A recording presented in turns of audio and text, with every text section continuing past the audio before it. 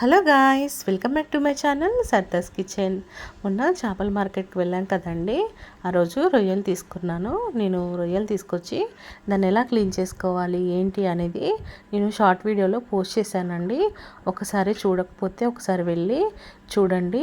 Video నచ్చితే like చేయండి. ఇప్పుడు నేను కర్రీ చూపిస్తున్నానండి. రొయ్యలతో గ్రేవీ కర్రీ చూపిస్తున్నాను.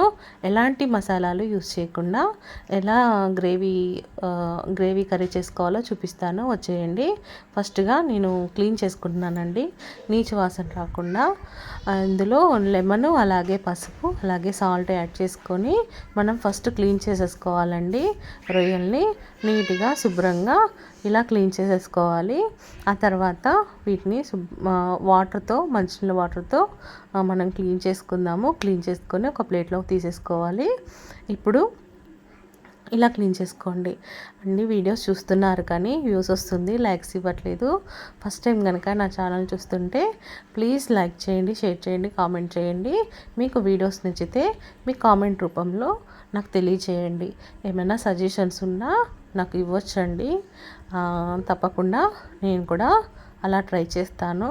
ఒకవేళ మీకు ఈ వీడియో నచ్చితే లైక్ ఇవ్వడం మాత్రం మర్చిపోవద్దు.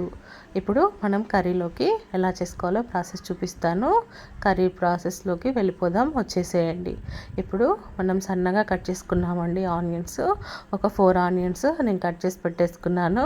ఇప్పుడు వీటిని ఒక ప్యాన్లో నేను ఎక్కువే పడుతుందండి ఆయిల్, నేను ఎక్కువ వేసుకున్నాను ఆయిల్. తర్వాత ఇందులోకి మనం ఆనియన్స్ని ఇలా యాడ్ చేసుకొని ఇలా బ్రౌన్ కలర్లో మనం ఫ్రై చేసుకోవాలి. ఇలా ఫ్రై చేసుకున్న తర్వాత ఇందులోకి ఒక స్పూను అల్లం పేస్ట్, అలాగే హాఫ్ స్పూను పసుపు యాడ్ చేసుకున్నాను. ఇప్పుడు వీటిని ఫ్రై చేసుకుందాము. ఇలా మనం కలుపుకుంటూ స్లో ఫ్లేమ్లో పెట్టుకొని ఫ్రై చేసుకోండి. ఇప్పుడు మనం ఇందాక శుభ్రంగా కడిగి క్లీన్ చేసి పెట్టుకున్న రొయ్యల్ని ఇందులో యాడ్ చేసుకోవాలి. కొంతమంది ముందుగా రొయ్యల్ని ఉడికించి కూడా వేసుకుంటారండి. కానీ ఒకసారి ఇలా కూడా ట్రై చేయండి, ఎలా వస్తుందో టేస్ట్ మీకే తెలుస్తుంది. తప్పకుండా ట్రై చేయండి. ఇప్పుడు ఇందులో మనం సాల్ట్ యాడ్ చేసుకోవాలండి.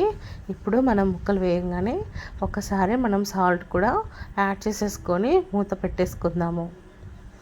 ఈ స్టేజ్లోనే మనం సాల్ట్ యాడ్ చేసేసుకోండి. 1.5 స్పూన్ వేసుకున్నానండి నేను సాల్ట్. ఇప్పుడు మూత పెట్టేసి స్లో ఫ్లేమ్లో మనం మగ్గించుకుంటే ఇలా మనకి వాటర్ పైకి వచ్చేస్తుంది. ఇప్పుడు మనం ఇందులో కారం యాడ్ చేసుకోవాలండి. కారం కూడా మీకు రుచికి తగినంత వేసుకోండి. నేనైతే ఒక 2 స్పూన్స్ వేసుకున్నానండి కారము.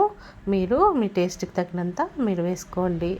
ఇప్పుడు దీన్ని ఇలా మనము కారంని కలపకుండా మనం మూత పెట్టేసి ఒక 10 మినిట్స్ వదిలేస్తే స్లో ఫ్లేమ్లో ఇలా చక్కగా మగ్గిపోతుందండి. కారం కూడా మనకి పచ్చి వాసన అనేది రాదండి. ఇప్పుడు ఇందులో మనము టమాటా యాడ్ చేసుకుందామండి. నేను ఒక చిన్న టమాటో ఒక 4 యాడ్ చేసుకుంటున్నాను.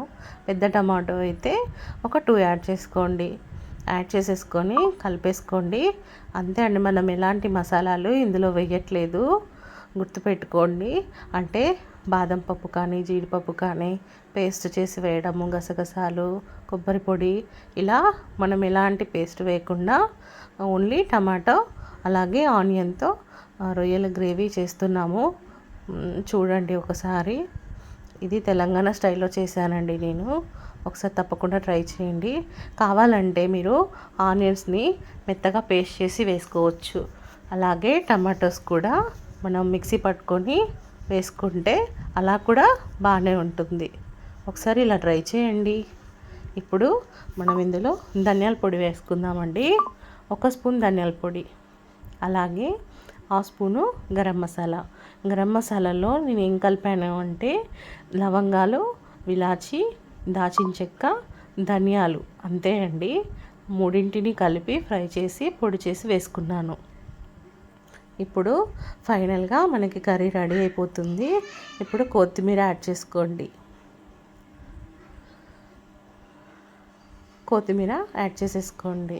ఇప్పుడు మనకి కర్రీ రెడీ అయిపోయినట్టేనండి. ఇంకొక 5 మినిట్స్లో మనం స్టవ్ ఆఫ్ చేసేసుకుందాము. ఇది చపాతీలో కానీ, బగారా రైస్లోకి కానీ వైట్ రైస్లోకి కానీ చాలా టేస్టీగా ఉంటుందండి. ఒకసారి ట్రై చేయండి. ఎలా వచ్చిందో మీ కామెంట్ రూపంలో నాకు తెలియచేయండి.